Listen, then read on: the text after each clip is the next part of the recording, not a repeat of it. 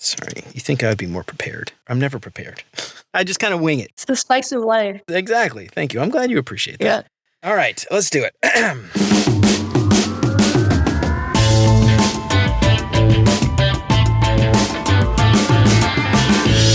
What's up, UX fam? How's your mom and them? Welcome to another episode of Beyond UX Design. I'm Jeremy. If you're new here, welcome to the show. I am super stoked to have you. The Beyond UX Design shop is open. Head on over to beyonduxdesign.com/shop to pick up some big, beautiful art prints of some of my favorite UX and software-related quotes, or pick up some digital downloads. You can print them off yourself. Pick up your copy of Beyond UX Design, master your craft beyond pixels and prototypes. Get free shipping on all orders over $30 and use the code LISTENER to get 10% off your entire order. Head on over to beyonduxdesign.com/shop and get your print on. This week's episode is brought to you by Wix Studio. If you're thinking about redoing your portfolio or kicking off a new website project, listen up. I only have 30 seconds to tell you about Wix Studio, the web platform for agencies and enterprises. So here are a few things that you can do from start to finish in 30 seconds or less on Studio. You can adapt your designs for every device with responsive AI. You can jump seamlessly between front-end and back-end, speed up projects with an AI code assistant, start a design library, reuse full-stack apps and UI components across multiple sites. Well, time's up, but the list keeps going. Step into Wix Studio and see for yourself. Head on over to beyonduxdesign.com/Wix to start creating today. This week's episode is brought to you by Jeff White and his UX Storytelling Toolkit. Now, lots of people talk about the importance of storytelling, but Jeff brings actionable clarity to storytelling, and he shows you exactly how to do it. He breaks down different real-world scenarios like how to use storytelling methods to present your work, how to craft a better case study, and how to prep for job interviews. And I love Jeff's approach to storytelling here. It's not your simple once-upon-a-time kind of stuff. And since you're an amazing listener, and I know this course will help you a ton, I'm stoked to get everybody listening a 10% discount if you use the code BeyondUX when you check out. So head on over to beyonduxdesign.com/storytelling. Use the code BeyondUX to get 10% off Jeff's course. So learn some incredible techniques to influence your team and advance your UX career. And if you haven't done it already, please consider subscribing to the show wherever you listen to podcasts. And if you are a regular here and you feel like you're getting something out of the show, I would really appreciate you leaving a 5-star review. That will help me out so much more than you can imagine. And as always, thanks so much to Chris, Siraquan, Stacy, Radu, Megan, Andrew, John, Mark, Kevin, Jason, Michelle, and Marty for all their support. And if you want to join these fine folks and many others and help keep the show independent and ad-free, you'll get rough transcripts and exclusive access to the entire video library of episodes, including episodes before they're released. You can get instant access to the video archives right now for as little as $5 a month. And for more information on how you can support the show and help more people find out about what we're doing here, make sure to check out beyonduxdesign.com/support. And of course, if you think the show is worth sharing, then I would love it if you told some friends. So personal brand, it gets a really bad rap, I think. And I've heard lots of people disparage personal brand, quote unquote, and give it a lot of shit. But when they trash it, they basically say the same thing that proponents of personal brand say: be aware of what you put out there. Just be your authentic self. But really, personal brand can be a confusing thing, I think, especially because of all the people kind of trashing it online. But thinking about your personal brand can be incredibly beneficial, especially for people shifting careers into UX design. I think it's a great way to tell your story, your unique story, and show off your expertise from that previous field. So I've got Anais Wittrock-Roske on today. She's got an incredible backstory going from nursing into UX design, and I am really excited to have her on today. Anais is a dedicated nurse turned product leader. She excels in both saving lives, I love that, and creating exceptional products. And her leadership extends to cultivating high-performing teams with expertise in product strategy, UX, consumer behavior, human-centered design, and team development. Anais, welcome to Beyond UX Design. I am so excited to have you. How's it going? It's going well. Thanks so much for having me. I'm super excited. Right on. Well, me too. Yeah, so you've got an incredible backstory. We talked a little bit about you being a nurse. Tell us about that, because I'd love to hear that transition from nursing into UX design. I don't think I know any other nurses turned designers. I think you might be the first one I've talked to. But ultimately, we're going to talk today about how you were able to take that idea of personal brand and leverage that and turn it into a successful UX career. So before we get started on all that, tell us about you and how'd you make that transition from nursing into UX? Yeah. So again, I'm Anais. I am Ukrainian Arabic immigrant. And first and foremost, I chose nursing because that's something that you do. I loved medicine. I loved the cognitive challenge it provided me, but I never felt ownership over it. it was extremely difficult. And I never noticed how hard it was until I transitioned to UX.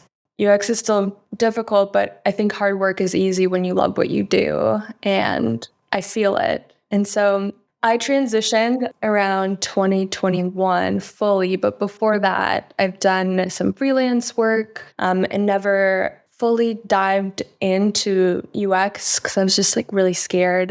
And also, what will my folks say? Being a nurse, people respect you for it. You have a bunch of job security with that. But I just felt the need after 2020, after a little bit of burnout, that, I really fully want to dedicate myself to UX. Again, before that, I actually had a jewelry company and I was designing physical products. And so as a nurse, you're always washing your hands, and some of my rings began to tarnish. And I was like, hey, that'd be really cool if I could wear my earrings, my rings. And so I started, sketching things out, talking to a chemist and seeing how we can formulate metals so they don't tarnish. And yeah, that kind of began my journey in product design.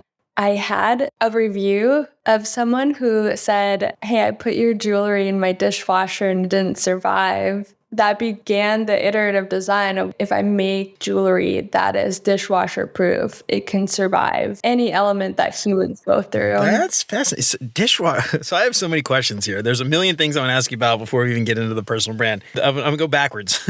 The dishwasher. Is that something that you were actively selling? Like it could go in the dish? Why would someone put their jewelry in the dishwasher? I don't even know why someone would do that. Exactly. That was my first thought. And being a new business owner, it was just like, I didn't have that many reviews. And so when that review came through of like, your jewelry's horrible, I put it in my dishwasher and it tarnished. A part of me was unhappy, but then another part of me was like, that's genius because no one's going through that much heat and acid on their daily life. And so that review actually, changed the course of the physical product. That's what really got my interest in product design. The business side was fun, right? But also the most fun part is sending a product out there, having users test it, and then coming back with a better version of it. I think that ties in really nicely with today's topic of, personal brand and creating yourself as the product as well. Yeah, I love that. Yeah. So question, I know we're going like totally off topic, but that's the beauty of the show. I really don't care. When you got that review, you had that idea. Is that something you actually were able to do? Did you figure out how to make jewelry that was dishwasher safe and then sell that? Yeah. Oh, wow. Okay. We went back with the chemist I was working with, started giving different percentages of metals and stuff that you can coat the jewelry in so that, the gold never tarnishes, but still remains the percentage of gold that, it usually has. So making it affordable for folks, but also making great products, especially for nurses. It wasn't like it was thought of, but I just struggled with something and I wanted to do something about it. And that's why I work in the healthcare space. I think I was really at times frustrated being a nurse. And now it feels like I can do something about it behind the scenes with UX. Well, I definitely see the parallels there. I still have a couple questions before we get into the personal brands. Yeah. Do you still have that company? Do you still do the jewelry? I just sold it a year ago. It got to the point where it was a lot of fun, but I think when I was a nurse, that company was a way for me to practice UX design. And now that I'm working, I feel a bit more fulfilled. I love that. And it's taught me a lot of stuff about business and things that I'm practicing on the daily basis. So I'm really grateful for that experience. But yeah, entrepreneurship is hard. The best lesson is just like action and also knowing when to let go. So it's the time of the company where you either have to go all in or start selling off the pieces when the business is still successful. And so for me, I felt in my heart that it was time to let go. Yeah. Well, that's super fast. I mean, that alone is an interesting story. We talk about personal brand and all this stuff.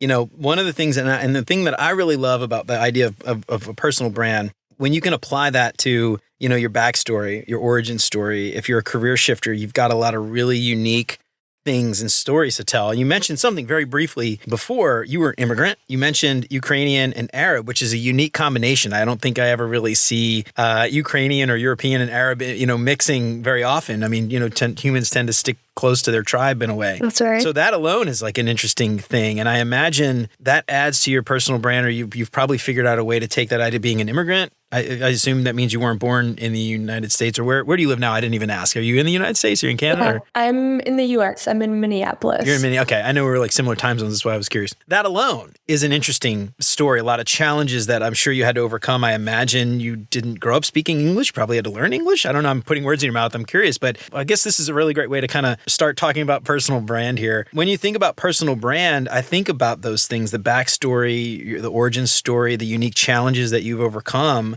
Tell me a little bit about that upbringing, the Ukrainian Arab upbringing, and coming to the United States and learning English and all that stuff. I don't even really have a question. I just want to learn more. I want to learn more about that. So my folks are divorced, but I grew up here. I moved here when I was 10, and I have a Ukrainian mom, a stepdad from Minnesota. And so the dichotomy of my dad being very Minnesota nice, and then Ukrainians were a bit more direct. And I think to Midwesterners, that could come off as aggressive. Oh, right, and honestly, that's something that I think a lot of immigrants feel, especially when growing up. You don't really fit in anywhere. So when I've been back to Ukraine, it's like I can identify with that culture, but I don't feel like it's home. But same with being in Minnesota, it's like I identify US as my home, but I still have characteristics of someone who is direct and upfront. Sometimes it's been great. So, in the medical profession, being ER, trauma, and intensive care nurse, that worked out really well. But shifting to corporate, being direct, isn't always the best. Oh, that's a really great point. Constantly learning how to talk to different people and personalities. And so that's been quite a challenge. And I'm sure other people can relate to being kind of a nomad.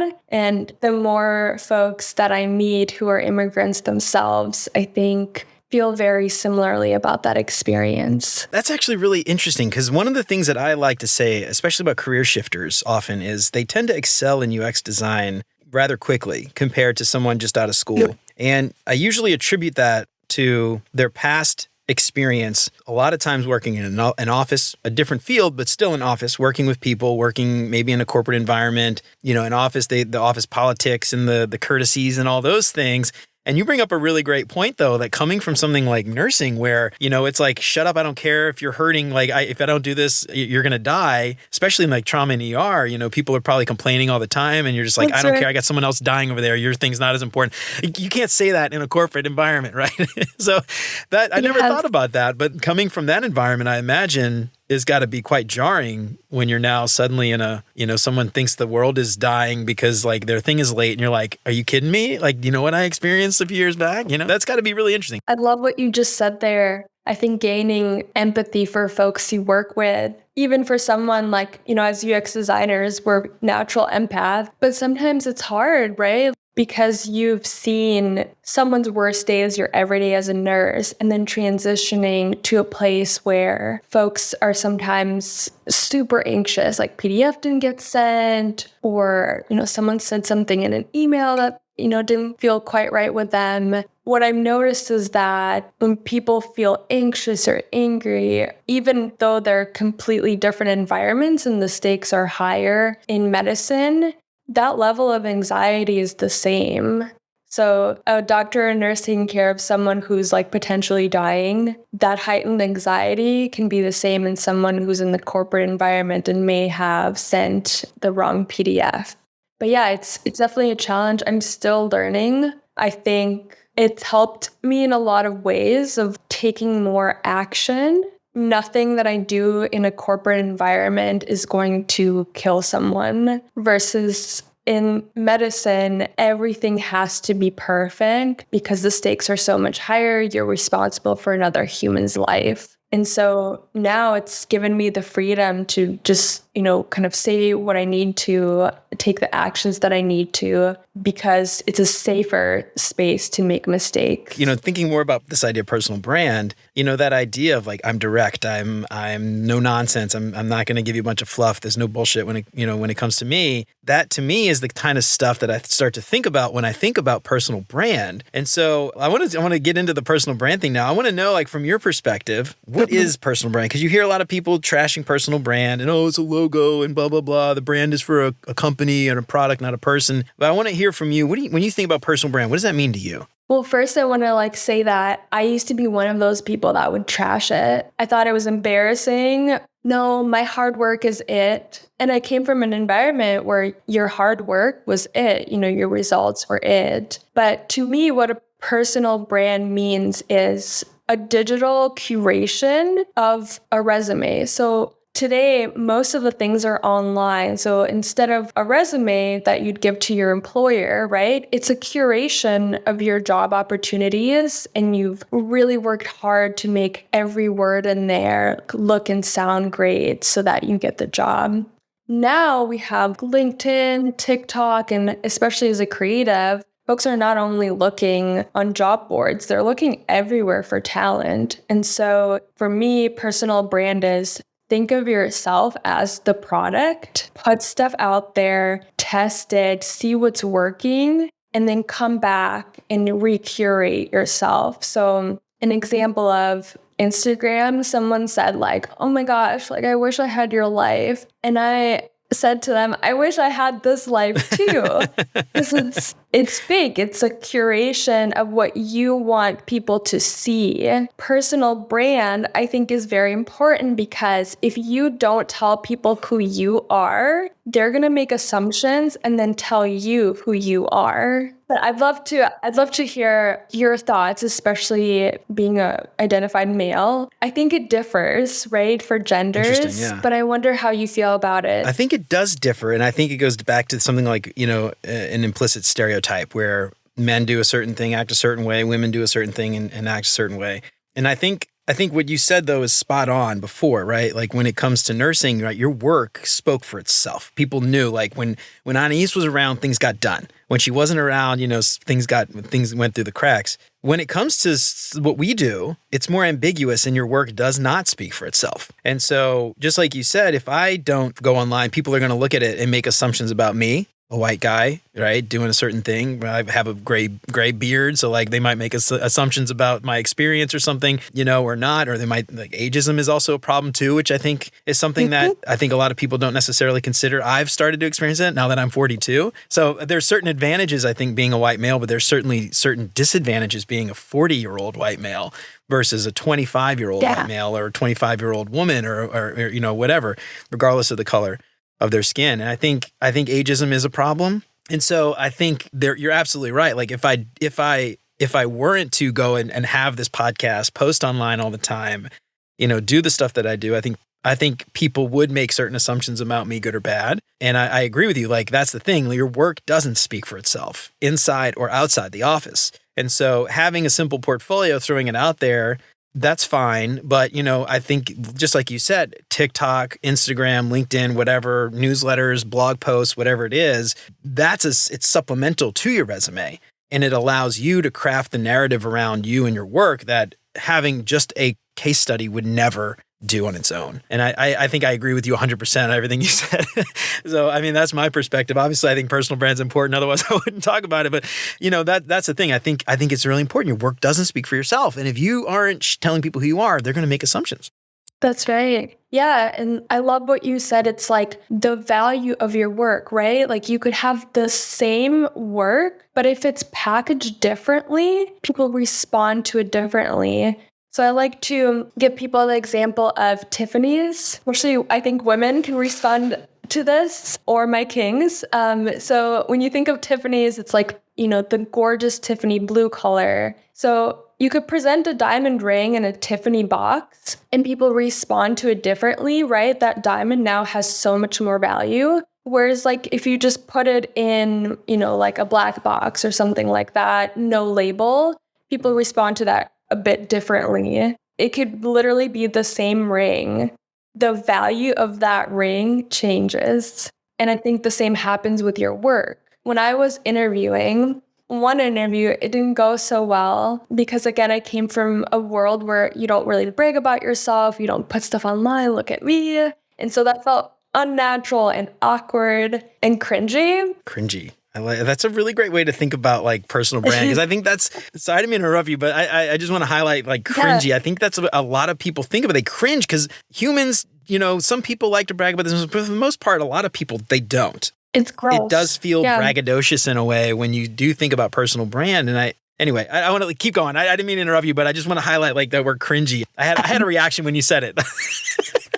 That's why I stopped you. But yeah, anyway, sorry. I didn't mean to interrupt you, but cringy. We're going to talk more about that in a second. Anyway, go ahead. Sorry. Yeah, no, so it felt really cringy to me. And I just had to get over it because I was like, my work is outstanding, but I'm not getting results from these hiring managers. And then it switched. In one interview, I went into it being like, I don't care. And I'm going to be super confident about this work. And instead of saying like, oh, this isn't my best work, I packaged it of like, this is innovation, this is my best work. It worked. Again, the same work, but because it was packaged and presented differently. And I see a lot of really incredible designers that I mentor myself. They're fabulous, but I think, that either lack of confidence or not wanting to be cringy, I think sometimes hinders people from getting the attention or even employment that they deserve. Yeah, that's such an interesting thing too. When we think about UX design,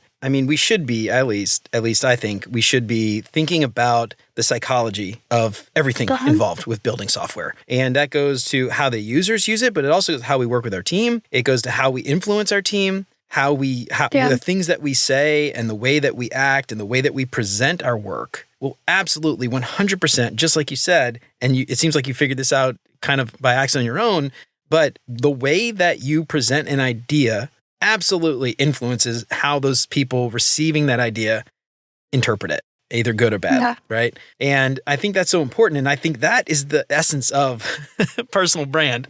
When I think about it, it's taking control of that narrative and influencing the people that are receiving your work that you might want to influence to get the job or influence to make a decision or influence to change a process or whatever it is.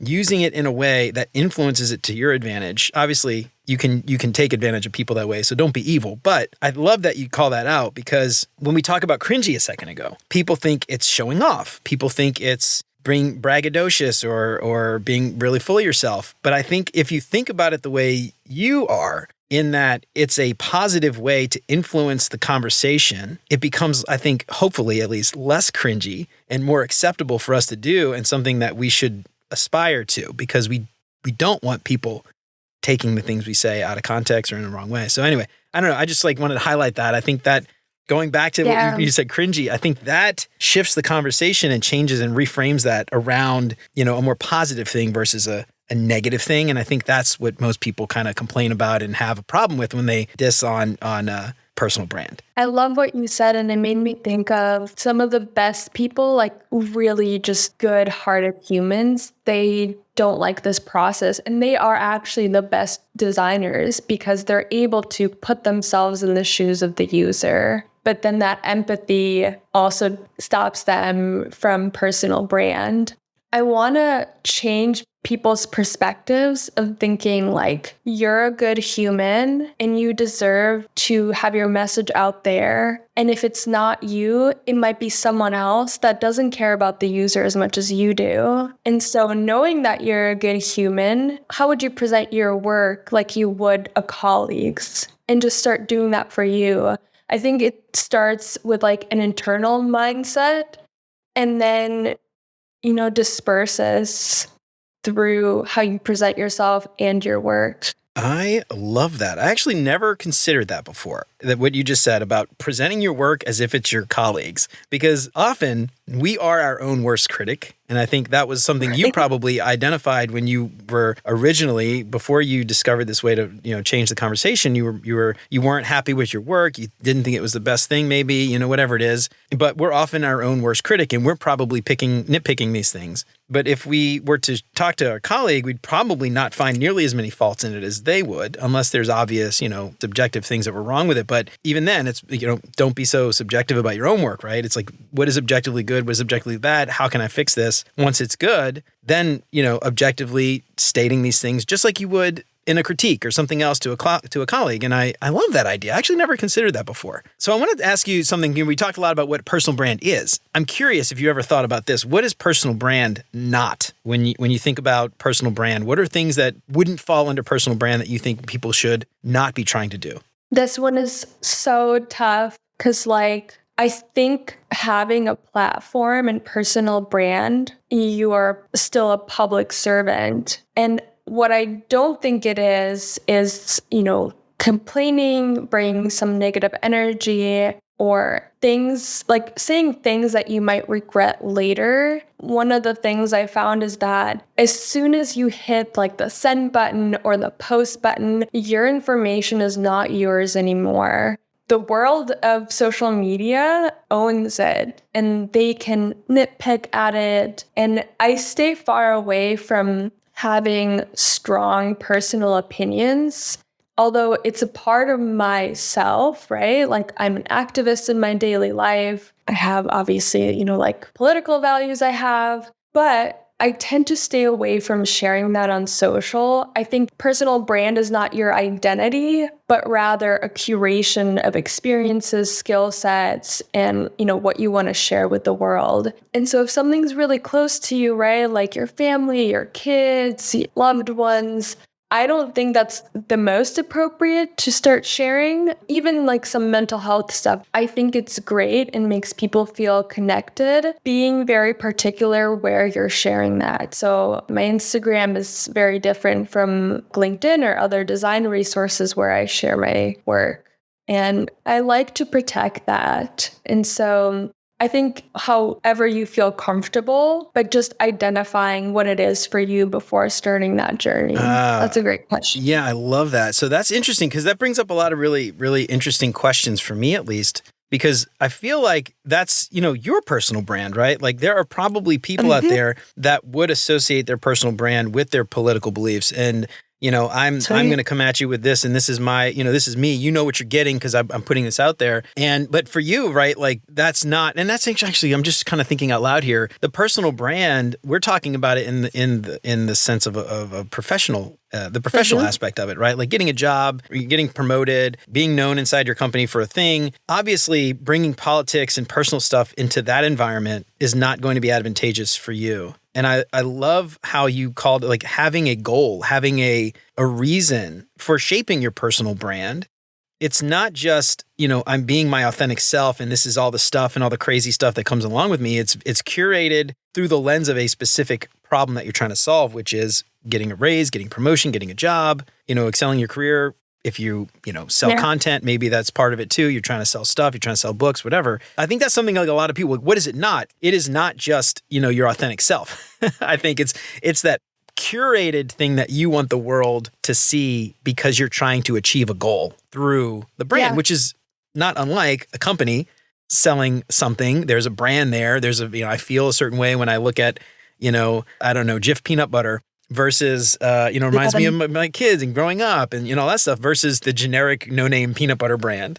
And that's the brand. That's the brand for Jif, right? I think about the commercial when I was a kid. I think about peanut butter and jelly sandwiches, but that's intentional on Jif's part. It wasn't accidental. And I think that's exactly. I think that's the thing to remember. I love that. What it is, what it isn't. I think it's the intentionality behind it. I just got chills. As soon as you said intentional, I literally got chills because great companies, how they market things, the products they produce, you have this cognitive tie. As soon as you said Jif, I'm oh, I know exactly the colors. It's that teal blue, peanut butter brown. I know the curvature of, the letters. And that's what you want for yourself, right? Like companies are intentional of what they're doing. Some of the best influencers, on social media, they might have pivoted, after 10 or so years, but I think they were always intentional about what they were doing on social media.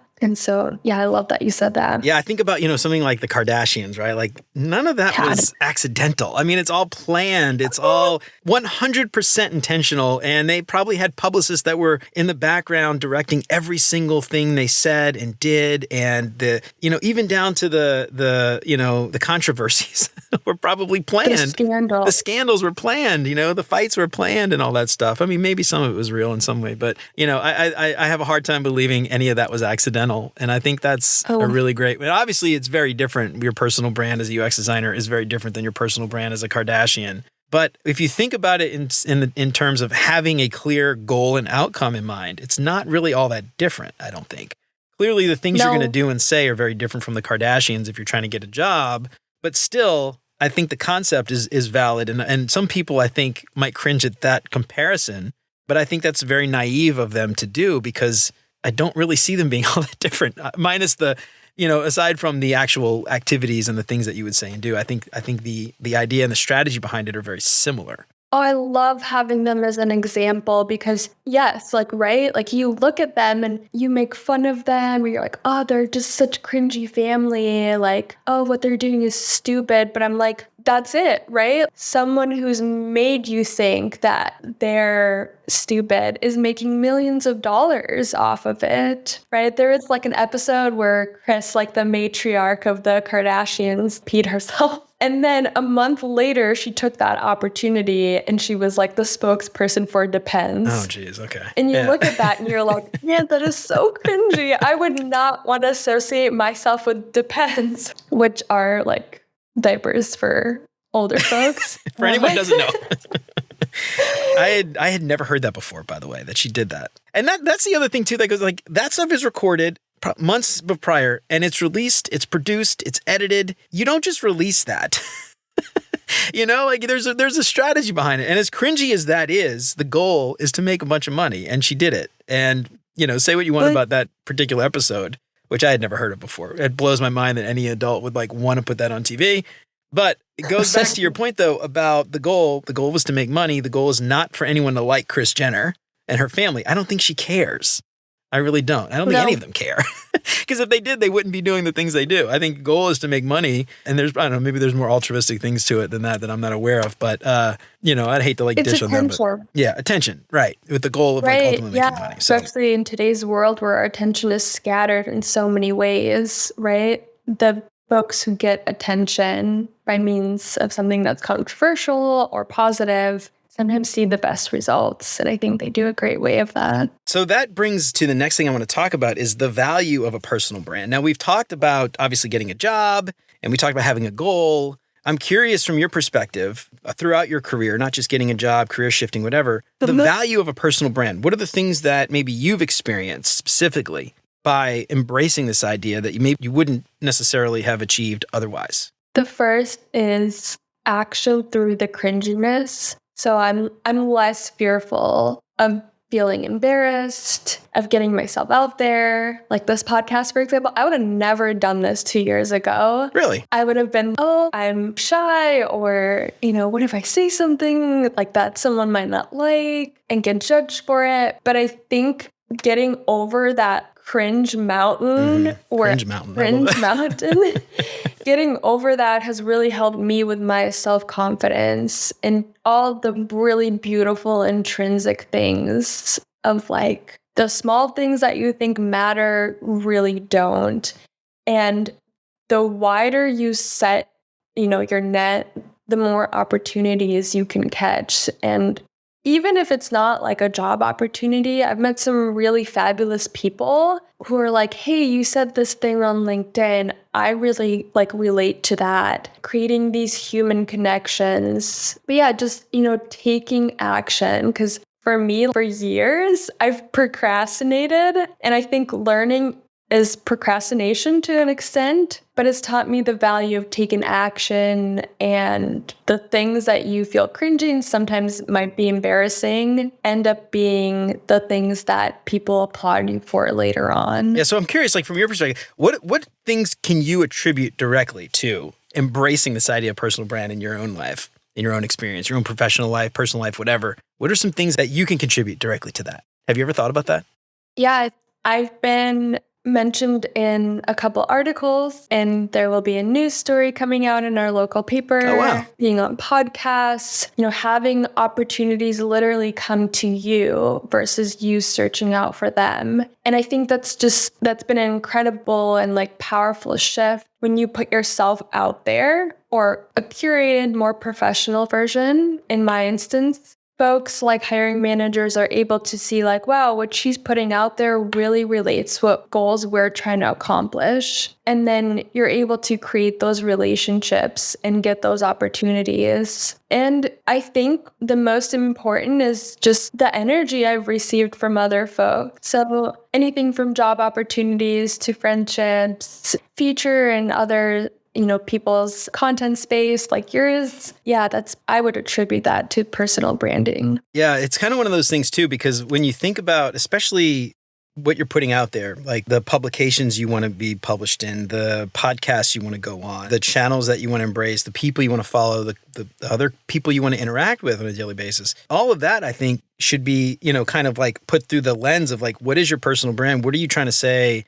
And is this going to help you in the long run? Going on a podcast where they're talking about, agile and engineering and trying to like talking about UX design is probably not really going to help you very much, right? But maybe it would. I don't know. All depends on your goals there. But that audience is not going to be the audience that you're trying to. So like, what's the point other than maybe just doing it for fun? But getting in the wrong publication, all that stuff, I feel like is something that you kind of think about through the lens of that personal brand and the outcome and the goals that you're trying to achieve. And it's kind of like it's self-reinforcing, and then that helps build it, and it's like a snowball almost, right? I don't know. I'm just kind of thinking about that out loud, but that's kind of just, imagine like a snowball going down a hill. You're from Minnesota, you know what snowballs are like. So, this is something that, I kind of imagine it builds, and then you think about it more, and then it builds, and you think, and it like kind of grows and grows and grows over time. I'm like using a bunch of hand motions for everybody out listening at home. They can't see this. Yeah, I think what you said is important. Even if you don't get the result that you want, you might not see it now, but you can connect the dots. I never thought I'd be like on a UX podcast when I was in nursing school, right? My actual first career wasn't even in nursing. I studied to be a nutritional scientist. Oh, wow. And then I pivoted into nursing for grad school. And so it was always science-based. But now, looking back, all that skill set has helped develop me as a person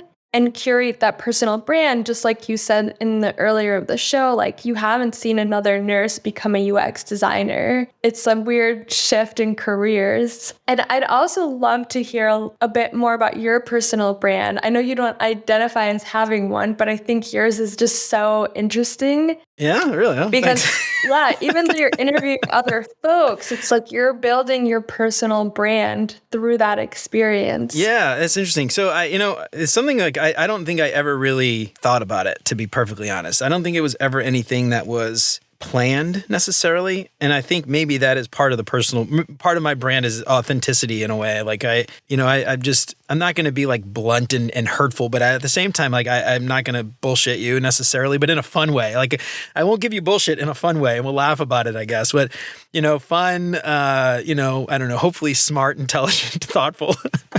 But again, in a fun kind of way. And I think like one of the things that I try to do, especially at work, interviews for guests, but also interviews for jobs, I try to make them fun. I try to engage. I try to, my goal for every interview, we didn't talk about this before, but every interview is to laugh at least 3 times. And I think when I have a job interview, it's the same. I'll crack a joke, or maybe not like the obvious joke, but I'll say something hopefully witty or funny or something and try to lighten up the room in a way. And, that to me, I use that, again, thinking about personal brand, like I use that to determine, is this the job that I want?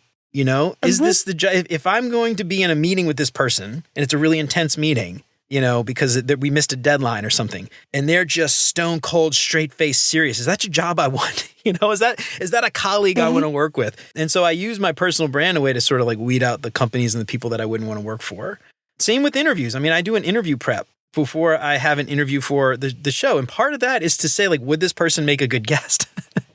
If they're really boring and monotone, I don't want them on the show because I don't think anyone wants to listen to that, that's part of it as well. And I use the same kind of techniques in that brand. And, hopefully that helps like engage with social media, which ultimately the goal there is to sell the podcast, get people to listen so I can sell sponsorships, so there's an ulterior motive there, but it's also like a give and take. Like I'm hopefully getting and you're hopefully getting and we're all getting when you listen to it. So I don't know if I went off on a tangent there, but I don't know. That's kind of my personal brand. Like intentionally on my LinkedIn post, I have this picture of me like dancing at a Christmas party wearing like a Christmas sweater. And I'm like, just kind of like dancing and, like that's the video. I don't have a straight faced professional headshot, because that's not me. Like, I don't want to do that. I've never done a professional headshot before. Even at work, it's funny because I used that same headshot on Teams. And my internal thing when I worked at GE Aerospace, big, giant corporation. And I had people that I'd never met before on random meetings being like, Jeremy, I didn't know, that's such a fun, you look so fun, like that kind of stuff. And I'm like, yeah, why do we have to be so serious? Like why does everybody have to have the same stupid headshot? I use that on Slack channel on my office and Teams. And, when we'd have meetings, that little headshot would show up if my camera was off. And I've had so many people tell me like, oh, I didn't know we could do like fun headshots. I was like, why would you assume you couldn't, And I don't know. I just use that. I don't know. But it got people to open up. And especially for meetings where they're very tense, I felt like that, bringing it back around, that sort of like engaged, quote unquote, fun persona in a way, help make those hard conversations easier a lot of times. It helped build relationships with those people. They wanted to have one-on-ones with me because those one-on-ones weren't boring and miserable. They were somewhat fun. We laughed and we joked around and stuff. So tying it all back to like work, I think like for me, that's kind of like my personal brand. I don't know. That was a long-winded answer. I love that. But no, there's so many great things in what you just said. And one of the main ones of the intention for you to be your authentic self gives space for other humans to be their authentic selves, especially in places where sometimes it's like, the stuffiness in certain environments. So that's beautiful. I didn't even really think about that too until the first time I heard that. And I heard it it wasn't a lot, like maybe 3 or 4 times over the like 8 years I worked at a place like G. But it was just always like shocking to me that like people felt they couldn't do that. Like why do you think this place is so serious? Just because we're making like jet engines doesn't mean we can't enjoy ourselves and have fun. You know what I mean? So it was just kind of like interesting. And I think you're absolutely right. Like that gave them the permission to then do it. And then hopefully that like changes the culture too of the team. Probably not at a corporate level, but at least at like a local team sort of, immediate team perspective where we're all kind of being ourselves and having fun in meetings, which I think ultimately makes you more productive and more effective. It totally does. Right? So going back to that like goal, that's the ultimate goal there. It's not just to have fun and just like crack jokes at work. That makes it enjoyable. But at the same time, it does ultimately, I think, make a more high performing team when people enjoy working with their colleagues. Yeah, it's like a little sciencey, but you have alpha and beta waves in your brain. And when you're having fun, even though it's something serious, I think you can accomplish the goal and even in a better way. But when people are more relaxed, they're able to be themselves. The critical thinking aspect is so much better than when it's like fight or flight. This has to be perfect. This is super serious. So yeah, I think you're changing the world, even if not on a grander scale, just by bringing that energy into the rooms. And again, thinking about this from a science perspective is really fascinating. And I don't think I ever actually thought about this would be like a whole nother episode on its own. Like, how do you make a high performing team? But that idea though, like where in software, we generally have really complex problems to solve. And there are new and novel and creative ways to solve the problem. And there are, generic, the straightforward ways to solve the problem. And I think when you're under pressure, you tend to think less outside the box. You tend to think less creatively. You're under pressure, like you said. You got to meet those deadlines, like you mentioned. And so you're less likely to experiment. You're less likely to test new ideas because you're scared to fail. If you fail, you're going to get in trouble. And I think, all that, we're going far off beyond beyond the brand. Yeah, there you go. That's it. We talk about everything here. But we're going off past personal brand. But I think that's a fascinating. I'm gonna have a conversation with somebody about that. By the way, that's a really fascinating topic.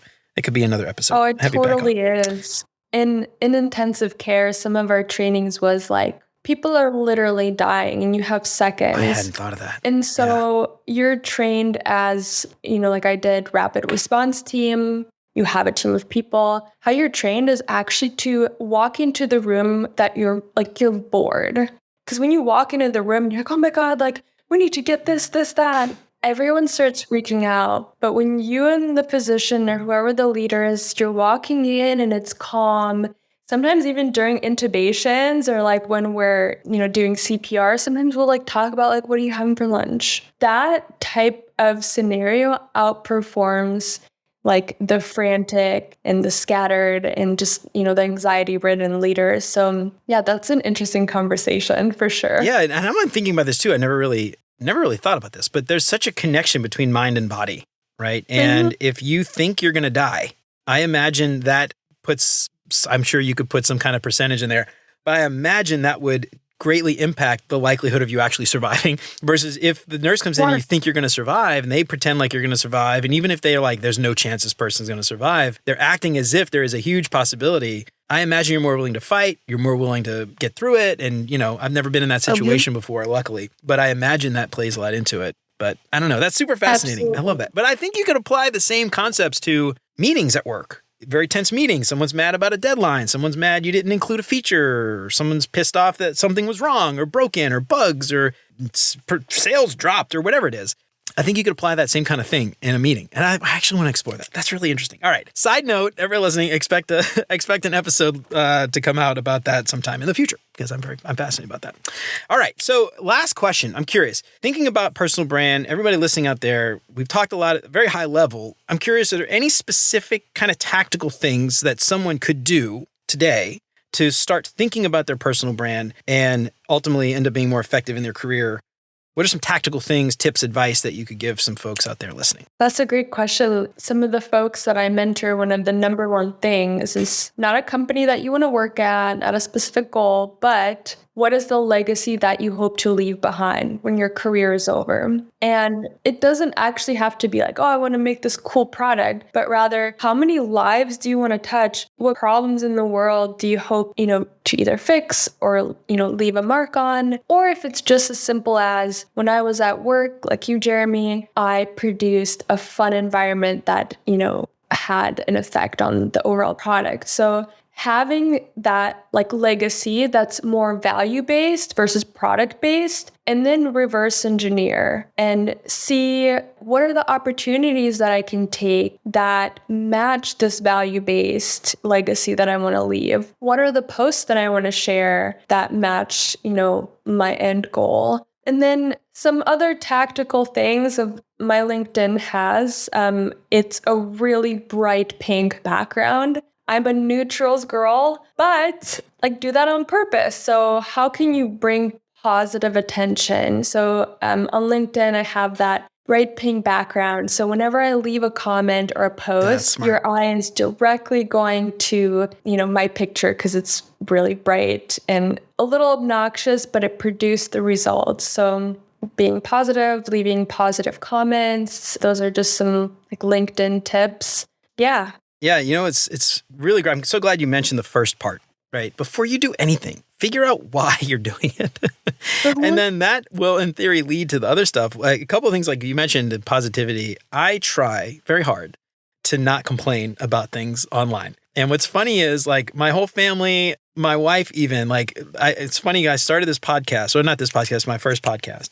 My wife got me a podcast. I'd never even considered a podcast like years ago. And my wife got me a podcast kit. That was like a book about podcasting, a microphone, headphones. And the thing that she said was, you like to complain. Maybe you could start a podcast. And I was like, I like to complain. Is it that? Like, that was my brand. Like everybody knew, like I complain about stuff, I'd just be like, oh, this stupid thing. Or, oh my God, it's so hot today. Or, oh, this damn bird shit on my car again. Like that complaining about stuff. Right. And I used to use Twitter and Facebook back in the day. I've since like deleted my accounts, but I would just bitch about stuff like, oh, this stupid thing. I had this really, and if you went and looked at the feed, it was just like complain.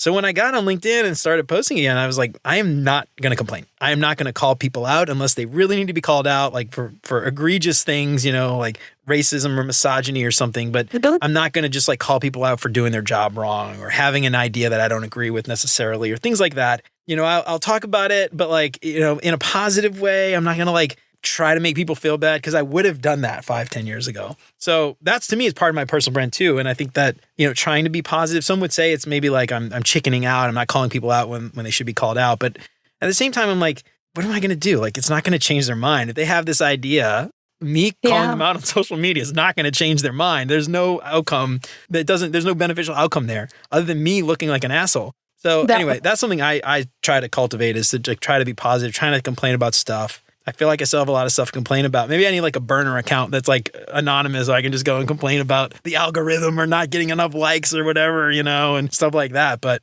anyway, I love that. I love that you call that out. First, have a goal before you go and start any of this stuff. And I think it's interesting because I asked for like tactical advice, but I kind of set you up to like almost not have an answer, because it really depends. Like what you're trying to do influences what you do. So I think the best advice you could give anybody is, like you said, think about it first and have a goal and an outcome. And everything else, in theory, should flow. It should follow. Yeah. So anyway, I really love that. All right, so Anais, we've had you for a little while now. We've got some questions that I like to ask all my guests to help our listeners get to know our guests a little bit better. But before we do that, any closing advice, tips, or anything that we didn't get a chance to talk about with regards to personal brand that you wanna call out before we get in those questions? Yeah, I think somewhere along this discussion, you mentioned authenticity. I think that's important to bring as well. Curating, but also being yourself. What you said about the interview process as well. People are so scared to be themselves because they want the job. But if someone doesn't hire you for being yourself or the professional version of yourself, why would you want to work for that company in the first place? Right? Like you said, if you're trying to crack a joke and have a better time during the interview and it just feels very cold, that might be an indicator of how every day is at that job, or even worse, because people usually bring a better version of themselves to the interview. To listen to that advice deeply, because when you're where you belong, you perform better. That is awesome advice. I love it. You ready to get in some of these questions? Yeah, let's go. All right, awesome. I got 5 questions for all of our guests to answer so that our listeners can get to know our guests a little bit better. First up, what is your favorite non-design book? Non-design book. I love The Great Gatsby, or 1984. 1984. Ooh, very different books. Yeah. Very different books. What is it about those two books that call to you? Because they are very different. I love The Great Gatsby because in that book, he has, the green light, which is supposed to symbolize the dream that you have. Oh, right, yeah. But once you get it, sometimes you're just disillusioned by how happy something could make you. And I hold on to that dearly because while you're getting to wherever you want to go, you should enjoy where you are and never think that a certain thing can make you happy. You can be happy right here in the moment. Most folks get disillusioned. They're like, oh, if I just get that promotion or that dream job at that dream company, and then they get there and they're like, this didn't really feel the way I thought it would feel. So yeah. And then 1984, because I'm from Ukraine and, my country went through communism, and just reading that and being aware of, wow, like our devices sometimes, like, are they helpful or are they like controlling us in a way? Yeah. Gosh, that it could be like a whole separate discussion on that. Yeah, I'm sure we could. Yeah, that's fascinating too, because I feel like 1984 applies so much to 2024, unfortunately.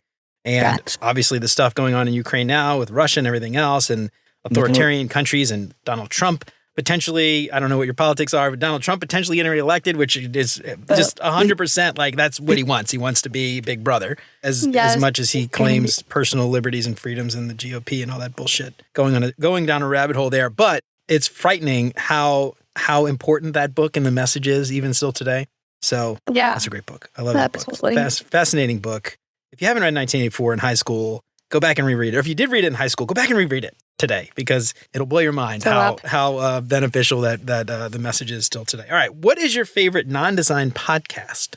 Non-design podcast. I love listening to the Skinny Confidential. I think they have just broad range of discussions, but they ask their guests about stuff of like, how were you like in childhood? So they have all these like famous people. They really get into the psychology of the person, because I think sometimes success is so unrelatable, but if you get into the deeper psychology, you're able to see that a lot of successful individuals are broken. And I think we can all relate with someone else's brokenness and see like, oh, like if they've overcome this thing and they're here, they're at the top, then I can do the same. And so it's really inspiring. I love that podcast. Wow, I love that. I love you mentioned that, because I just last night we watched Bratz, which I don't know if you've seen that documentary. It's about the Brat Pack from the 80s, like Andrew McCarthy and Molly Ringwald and Emilio Estevez and that whole crew. And it was talking about how the epitome of like Hollywood success in the 80s, they were all, especially when that article came out, and it's interesting, maybe that article was the reason for it, but that impacted them so much, and they were like still thinking about that article 40 years later and how it impacted their career in a negative way, and they just have all this like emotional baggage from that. But you would never really think about that from the outside. You're just like, oh, they have a bunch of money, I know they're successful, and everybody knows them, and blah blah blah. You know, still like 40 years later or 30 years later, however long it's been, that 40 years, that's crazy. It's still kind of like it carries with them, and that's like you said, like these successful people a lot of times are actually broken, and you never realize it, because you just see this, you see the brand that they put out there for everyone to see. They don't talk about the brokenness. Anyway, fascinating. I love how we just brought that back to personal brand. All right. What is your favorite meal? I imagine you've got an interesting palate, having parents from Ukraine, and I think Egypt is what you said, right? That's got to be like growing up eating some really interesting food. And then I imagine you still travel back. I don't know if you still travel back and forth, but favorite meal. I think a realistic meal is like my cup of coffee with just like a ton of milk and sugar. I love that. That's a meal. That counts. I'll allow it. But like a favorite meal, we have these like raviolis that have like potato and caramelized onion. And then you just like pour a ton of butter on it. Oh my God, it's so good. Is this a Ukrainian dish? Yes, yeah. What is it called? What is the name? They're blini z kartoshkai, which is like, basically like raviolis with potatoes in there. Wow, okay. Is that kind of like a pierogi? Is that similar to like a Polish pierogi or Russian pierogi? Yep, that's literally same thing. It's the same thing? Okay. Yeah, oh man, I got to go to Warsaw for 2 weeks, and we stopped at like a bunch of they have these little, are they called milk bars maybe? Like Soviet era milk bars, but it's like home cooked meals. It's like your grandma cooked these meals and pierogies and all the like borscht and all this stuff. Whew, God, the food was so good over there.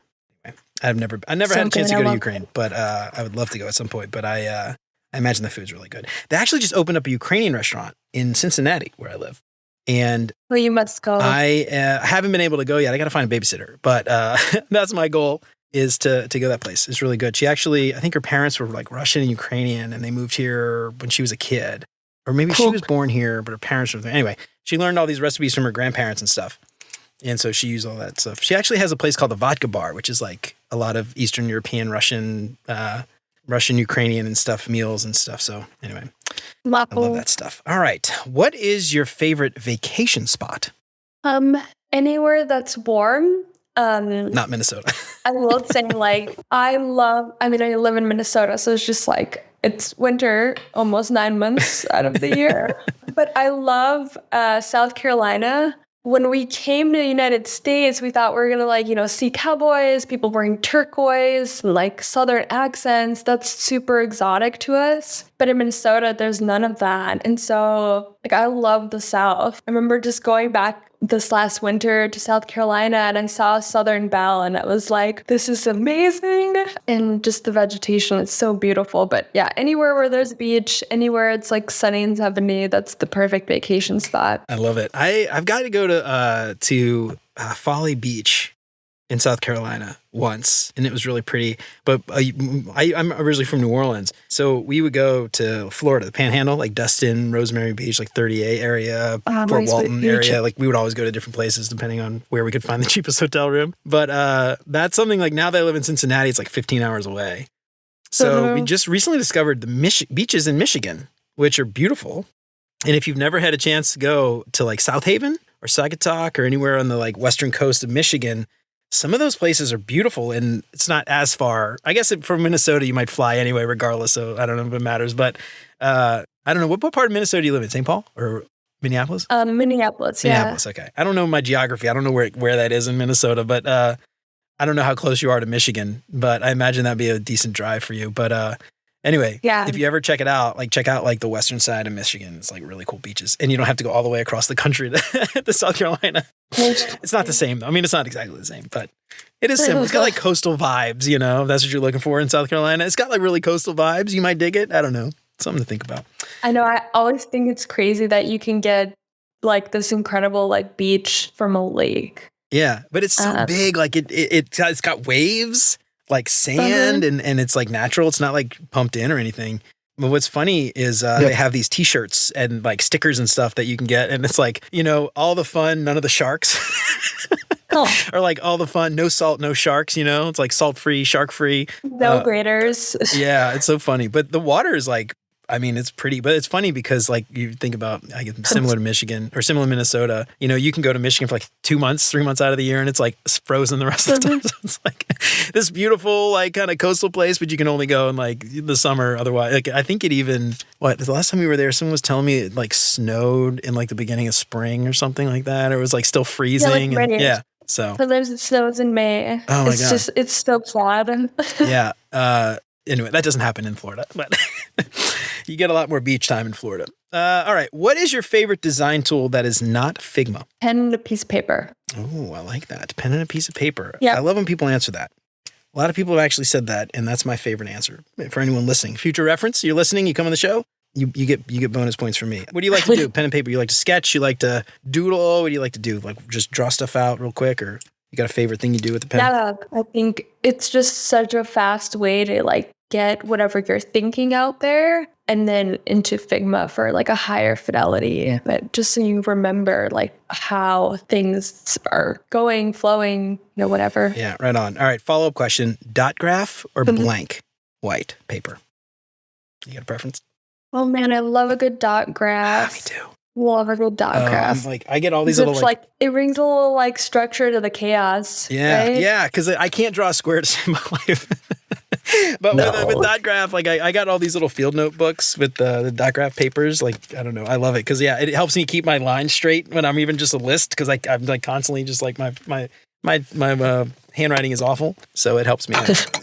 Anyway, it helps me out a lot. I love the dot graphs. All right, cool. Anais, so this has been a lot of fun. That's all the questions I got for you. Before we get out of here, why don't you tell everybody where they can find you? Give yourself a little plug. This has been fun. Thank you so much. Yeah, of course. You can find me on LinkedIn. I'm pretty responsive through there. And yeah, just start a conversation, hit me up in the messages, and yeah, I'm excited. Right on. All right. Yeah, and we'll include links and all that stuff in the show notes. Anais is spelled Anais, but what do you call that letter with the I with the two dots? Is there a word for that? The umlaut. Umlaut, yeah. So the little umlaut, but I think you can also type in a regular I in LinkedIn. You can find her. We'll link to your LinkedIn in the show notes. And so if anyone wants to find you, you can do that there. Or Google or search Anais Wittrock-Roske, R-O-S-K-E. Cool. All right, Anais, so this has been a lot of fun. Thank you so much for coming on. I think we learned a lot. I definitely learned a lot. I thought about some stuff I hadn't actually considered before, and that was fantastic. So thank you for coming on. Jamie, thank you so much for having me. This is fun. Well, all right, y'all. That's it for Anais and me for today. I hope we helped to shed a little bit of light on personal brand, why you might need it, how it's helpful, what personal brand is, what it isn't. And I hope we helped dispel some of those feelings, those cringy feelings that you might have when you think about personal brand. But I'd love to hear from you. Have you used personal brand to any great effect? Have you seen results? Do you think you can actually attribute that to cultivating and using that personal brand before you get a job, after you get a job, and everywhere in between? Let me know what you think on LinkedIn or shoot me an email at hello@beyonduxdesign.com. I'd love to hear from you. And if you like what you heard today, don't forget to subscribe wherever you listen to podcasts. If you feel like you're getting something out of the show, I would love it if you left a 5-star review. That would help me out so much more than you know. And if you know somebody who might find any of this stuff useful, then why don't you tell them about it? That would be fantastic. Don't forget to check out the Beyond UX Design shop. Head on over to beyonduxdesign.com/shop to pick up some big, beautiful UX-themed art prints and digital downloads you can print yourself. Get free shipping on all orders over $30 and use the code LISTENER to get 10% off your entire order. Head on over to beyonduxdesign.com/shop to get your print on. Help keep the show independent and ad-free. Check out beyonduxdesign.com/support to find out how. You can join Chris, Siraquan, Stacy, Radu, Megan, Andrew, John, Mark, Kevin, Jason, Michelle, Marty, and many others, and help keep the show independent and ad-free. You'll get rough transcripts and exclusive access to the entire video library of episodes, including episodes before they're released. You can get instant access to the video archives for as little as $5 a month. That's a steal. And if you've been sitting on building your new website, Wix Studio can help get you there faster. Wix Studio is a powerful platform that lets you create and manage websites easily. With Wix Studio, you can quickly adapt designs for every device. You can reuse assets, and my favorite, export from Figma and much more. Check out beyonduxdesign.com/Wix to start creating today. Do yourself a favor and head on over to beyonduxdesign.com/storytelling. Use the promo code BeyondUX at checkout to get 10% off Jeff White's storytelling course to learn some valuable ways to influence your team and advance your UX career. Remember to sign up for the newsletter. Check out all the past episodes along with all the show notes at beyonduxdesign.com. I hope you keep coming back for more great UX tips from Beyond UX Design. And until next time, remember, you're more than a designer because there's more to UX and design. I'll see you around. Take care, y'all.